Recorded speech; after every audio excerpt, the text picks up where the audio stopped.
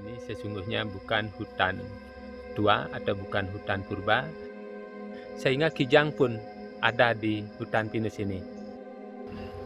Konon katanya Jero tadi dengar-dengar juga posisi pohon puli ini sebetulnya tidak di sini gitu ya. Katanya semakin ke sini itu banyak yang bilang semakin dekat ke jalan, padahal dulu mungkin posisinya nggak berada di sini. Sering mereka itu melihat orang lagi menggotong mayat. Bisa kita ngambil buahnya, bisa kita ngambil bunganya, bisa pula kita ngambil daunnya.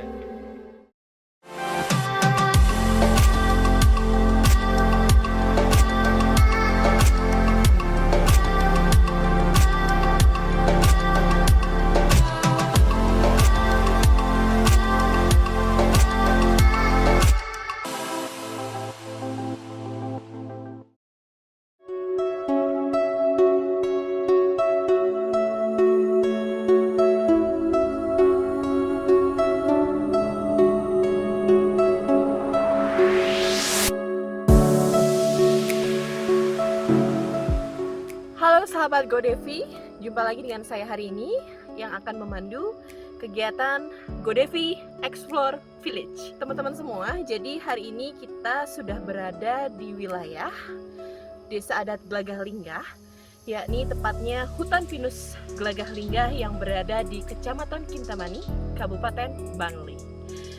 Sebetulnya spot ini sudah sangat populer karena sudah banyak milenial dan juga para pecinta fotografi yang datang ke hutan pinus ini untuk melakukan sesi foto. Tapi ada banyak sekali cerita yang belum terkuak ke publik. Dan nampaknya keberadaan hutan ini memiliki nilai mitos-mitos yang sangat kuat sekali dengan nilai-nilai tradisi dan juga kearifan lokal yang ada di dalamnya. Hari ini saya nggak sendiri, saya akan ditemani oleh Jero, pendesa adat Glagah Linggah, yang akan menyajikan cerita-cerita menarik seputar hutan pinus Glagah Linggah. Dan sudah pasti ada banyak sekali mitos-mitos, kepercayaan-kepercayaan yang sangat menarik yang sebentar lagi kita akan dengar. Kita akan langsung saja. Om Swastiastu, Jero. Swastiastu. Nah, sahabat GoDevi, hari ini kita sudah bersama Jero Bendesa Adat Glagah Linggah yang akan menceritakan kepada kita semua tentang cikal bakal dari hutan pinus Glagah Linggah. Sekaligus kita juga ingin dengar ada mitos-mitos menarik apa di hutan ini. Jero, hari ini kita berada di acara GoDevi Explore Village. Kita ingin mengetahui teman-teman yang ada di Bali dan juga yang ada di luar Bali sekiranya ingin mendengar sebetulnya seperti apa cikal bakal dari keberadaan hutan pinus ini. Apakah hutan ini memang hutan asli, memang ada dari zaman purbakala mungkin, atau seperti apa, Jero? Mungkin bisa diceritakan sedikit kepada kita semua. Keberadaan hutan pinus yang ada di Desa Adat Glagah Linggah ini sesungguhnya bukan hutan tua atau bukan hutan purba. Nah, ini hutan baru. Hutan pinus ini pertama kalinya itu ditanam kisaran tahun 1920-an sampai 1930-an. Nah, sebelum ditanami hutan pinus atau ditanami pohon pinus ini tadinya sesungguhnya adalah kebun atau ladang yang digarap oleh warga Glagah Linggah. Nah, katanya waktu dulu zaman pemerintahan Belanda untuk melestarikan keberadaan daripada air Danau Batur, ini salah satunya tempat dijadikan penyangga air untuk memperkuat Danau Batur. Nah, sehingga yang tadinya kebun atau ladang ini mulai dialihfungsikan menjadi hutan. Nah, ketika itu si penggarap lahan, siapa yang masih bisa bayar pajak, itu masih menjadi ladang sampai sekarang. Bagi yang tidak bisa bayar pajak waktu itu sudah menjadi hutan sampai hari ini. Nah, ini ada bukti-bukti fisik yang membuktikan bahwa proses itu memang ada. Sampai saat ini masih ada beberapa kebun yang berada di dalam kawasan hutan. Ada yang luasannya 1 hektar, kemudian dikelilingi hutan, kemudian ada yang luasannya 2 hektar juga dikelilingi hutan, dan itu ada beberapa titik. Kemudian di tahun 1960-an, 63 mungkin, ketika Gunung Agung meletus, dampaknya sampai di sini sehingga hutan pinus itu sempat rusak. Nah, kemudian beberapa pohon aja yang tersisa. Mungkin salah satunya dari sekian pohon, ini pohon yang paling besar ini merupakan pohon pinus generasi pertama yang kami katakan tadi ditanam 1920-an. Nah, tahun 1969 sampai 70 itu ini pohon pinus generasi kedua ditanam, pemerintah menanam waktu itu. Nah, untuk pemeliharaannya kemudian sampai bisa menjadi hutan pinus yang lestari, yang lebat sampai saat ini. Keluarga kita lah yang di Desa Adat Lagalinggah ini secara swadaya memelihara pohon pinus ini. Nah, ini murni memang dari keinginan warga kita. Betapa pentingnya hutan terhadap sumber mata air, karena kami di Desa Adat Lagalinggah sampai saat ini tidak mempunyai mata air. Nah, itu makanya dari dulu tetua-tetua kami semenjak ditanemin pohon, hutan ini dipelihara dengan harapan untuk bisa punya sumber mata air. Nah, kemudian seiring waktu proses di tahun 2018 terjadilah kita itu menjalin hubungan kerjasama antara warga Desa Adat Lagalinggah dengan pemerintah kehutanan. Kita diajak bekerja sama, kita sampai membuat surat perjanjian kerjasamanya. Kita tidak boleh mengambil kayu, yang boleh kita ambil adalah hasil hutan bukan kayu. Hasil hutan bukan kayu yang dimaksud di sini, kalau memang kita dari pepohonan itu bisa kita ngambil buahnya, bisa kita ngambil bunganya, bisa pula kita ngambil daunnya yang bisa kita manfaatkan untuk mendukung apa yang menjadi proses kehidupan kita di masyarakat. Nah, kebetulan di lingkungan atau di bawah tegakan pohon pinus ini tersedia cukup banyak pakan ternak atau hijauan, sehingga kijang pun ada di hutan pinus ini. Nah, kemudian berikutnya kita juga dikasih hak oleh pemerintah. Selain kita mengembangkan, memanfaatkan potensi yang ada di hutan terkait dengan kelestarian hutan yang kita ceritakan tadi, kita juga boleh menggali potensi-potensi yang lain. Nah, itu kita mencoba di Desa Adat Lagalinggah, di hutan pinus Lagalinggah ini, kita mengembangkan jasa lingkungan, yaitu mengembangkan objek wisata hutan pinus. Wah, menarik banget ya sahabat GoDevi. Apa yang sudah disampaikan oleh juru pendesa tadi, ternyata hutan ini punya manfaat yang sangat besar sekali untuk pelestarian lingkungan, terutama untuk keberlanjutan air yang ada di Pulau Bali ini. Luar biasa sekali. Jadi setiap berwisata ke hutan sebaiknya kita tetap menjaga dan memelihara kebersihan atau kelestarian dari hutan itu sendiri. Nah, Jero, sambil kita melanjutkan cerita kita mungkin bisa masuk ke area hutannya biar lebih kerasa suasananya. Silakan, Jero.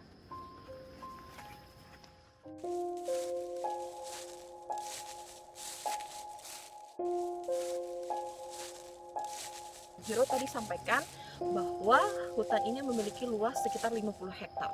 Nah, dengan luas hutan yang sebesar itu, ada nggak Jero cerita-cerita mungkin di beberapa titik poin di hutan ini yang mungkin menjadi mitos atau kepercayaan masyarakat sekitar? Baik, terkait apa yang kita ceritakan tadi tentang hutan, nah itu tentu tidak bisa kita lepaskan mungkin antara hutan dengan apa yang ada di dalam hutan, baik yang kita lihat dengan kasat mata maupun yang tidak kita lihat. Nah, terkait dengan cerita-cerita yang mistis, itu pasti ada, sekalipun itu tidak begitu angker atau menakutkan, tetapi ini memang benar-benar ada. Nah, mungkin bisa yang ceritakan sedikit sejarah hutannya dulu kembali, kenapa itu bisa terjadi. Nah, sesungguhnya cerita hutan ini sebelum tadinya ladang dihutankan, nah di sini tentunya ada peradaban dulu, ada semacam kampung atau pemukiman atau desa kecil, desa tua sebelum ini dijadikan hutan. Nah, berangkat dari sana mungkin masih menceritakan sisa-sisa daripada peradaban waktu dulu. Hutan ini hamparannya luasnya kurang lebih 50 hektar. Di dalam pengelolaan ini tetap kami mengusung konsep Trimandala. Ada mandala-mandala yang memang kita bikin perlakuannya beda, ya. Ada Nista Mandalanya, ada Madhya Mandalanya, ada juga Utama Mandalanya. Nah, kebetulan yang di Utama Mandala itu yang mau coba kita ceritakan. Di Utama Mandala itu ada satu pohon di sana, namanya pohon pule. Besarannya sih enggak begitu besar, tapi udah berumur. Kita ketemunya memang segitu besarnya, sampai sekarang masih tetap segitu gitu. Nah, kata orang tua yang masih bisa kami minta informasinya, bahwa di pohon pule yang ada sekarang itu, yang kami tempatnya itu kita keramatkan memang. Berarti tempat itu kita anggap beda, kita sucikan. Katanya waktu dulu di sana tempat pemukiman raja, itulah Puri Bangli.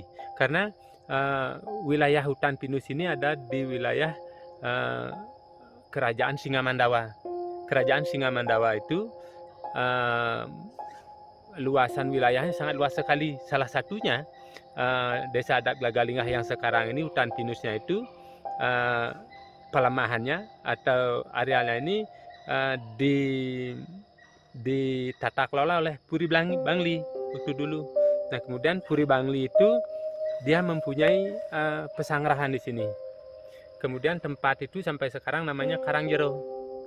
Nah, di Karangjero itu dikatakan oleh tetua kami, di sanalah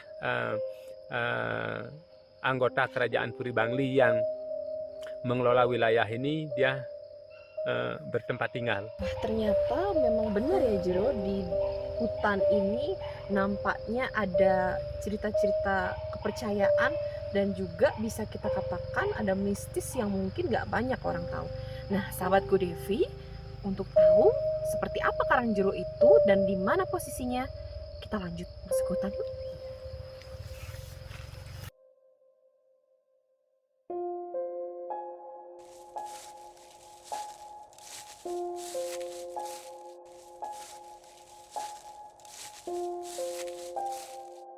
Nah, ini sesungguhnya pohon pule yang kami maksud, di mana pohon pule ini tidak begitu besar namun cukup berumur. Nah, ini di tempat ini memang sengaja kami bikinkan satu pelinggih dari desa adat, mengingat hampir setiap hari-hari baik memang banyak orang yang datang untuk bermeditasi di sini, memohon sesuatu di sini. Nah, kemudian orang-orang bukan dari daerah sini aja, ini dari desa-desa luar juga, dari berbagai desa mereka datang ke sini untuk memohon bahan obat. Nah, itu. Nah, kemudian setelah mereka itu mendapatkan sesuatu bahan obat, kemudian dia itu mungkin bisa sembuh. Nah, ini dia bisa datang kembali mengaturkan sesajen. Nah, ini bukti-bukti mereka ada yang mengaturkan tedung dan lain sebagainya. Ini banyak dari dulu.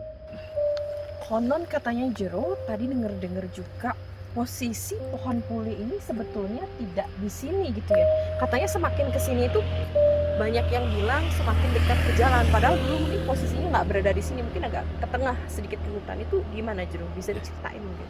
Ya, itu kita kembali, itu mungkin masalah perasaan ya, perasaan. Tetapi kalau secara fakta, kita itu tak pernah melihat pohon pule ini bergeser, dan kita pula tak pernah mengukur jarak pohon pule itu dari jalan tadinya berapa jauh. Tetapi perasaan orang-orang dari dulu sampai sekarang itu merasakan, kalau orang-orang yang biasa datang untuk meditasi itu merasakan itu. Kalau dulu dari jalan raya ini untuk menjangkau pohon pule itu mereka jauh ke dalam, Tapi sekarang itu hampir tidak ada jarak untuk menjangkau dari jalan raya udah tempat ini. Nah itu kembali kita menceritakan perasaan orang. Tapi kalau kita yang ada setiap hari di sini tidak terbawa perasaan itu. Nah kemudian kami di sini juga mendapatkan informasi-informasi pengalaman orang yang kami ceritakan terkait juga dengan mitos-mitos yang ada di lingkungan hutan pinus ini. Ini mungkin salah satu tempat suci yang kita masih sakralkan sampai sekarang. Nah mungkin di waktu zaman kerajaan memang benar di sini mungkin tempat suci daripada keluarga kerajaan itu. Nah selain tempat sucinya itu mungkin juga ada kuburannya, tetapi letak kuburannya itu kita tidak tahu sampai sekarang mungkin tempatnya di mana. Tetapi orang-orang dari luar desa terutama yang sering lewat malam pada hari-hari tertentu, nah ini sering mereka itu melihat orang lagi menggotong mayat. Dia ngikuti orang lagi gotong mayat. Nah ngikut jalan raya. Persisnya di bawah kurang lebih 200 meter dari tempat ini ke arah bawah, orang yang gotong mayat itu beloknya dari bawah beloknya ke arah kanan, berarti naiknya ke atas searah dengan posisi pura ini sekarang. Nah itu sering terjadi. Nah tetapi kami selaku warga desa adat di sini Astungkare biar tidak pernah ketemu dengan hal-hal yang begitu kan gitu ya. Tetapi kenyamanan warga kami termasuk kami sendiri untuk masuk hutan itu merasa nyaman sekali. Karena apa? Karena memang kami selaku warga di sini memang memperlakukan tempat ini seperti yang disampaikan tadi, memperlakukan kita ada mandala-mandalanya, yang mana kita sucikan, yang mana kita pakai tempat kegiatan, yang mana pula kita pakai tempat untuk pembuangan semacam sampah gitulah.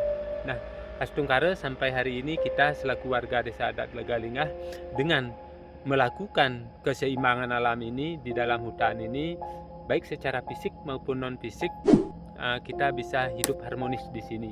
Kita jam berapa aja kita masuk hutan, hari apa aja kita masuk hutan, siapa aja kita masuk hutan, orang kecil orang tua itu tetap nyaman di sini karena kita di hutan selalu melakukan keseimbangan itu.